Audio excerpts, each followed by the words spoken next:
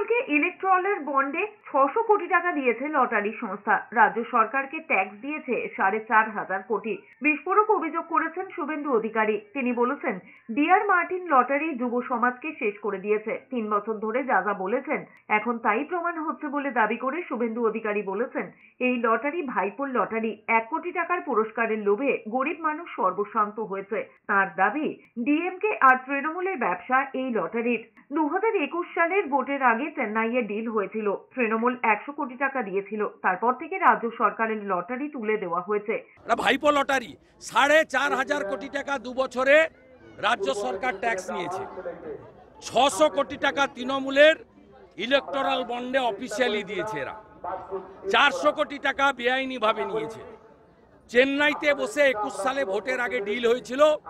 ভাইপো ওখানকার যারা ছিলেন শাসক, এখনো আছেন তারা, এবং আইপ্যাকের লোকেরা, তারা ডিল করে দিয়েছিল। তৃণমূল 100 কোটি টাকা নিয়েছিল ভোটের জন্য 2021 সালে। জবাবে রাজ্য তৃণমূলের মুখপাত্র কুণাল ঘোষ বলেছেন, বিষয়টি অন্য রাজ্যের একটি মামলার তদন্ত করছে ইডি। এর সঙ্গে রাজনীতির কোনো সম্পর্ক নেই। এটা সম্পূর্ণ প্রশাসনিক বিষয়। এই লটারির বিষয়টা একটা অন্য রাজ্যের একটি মামলার সূত্রে এজেন্সি তদন্ত করছে। এটার সঙ্গে রাজনীতির কি যোগ আছে?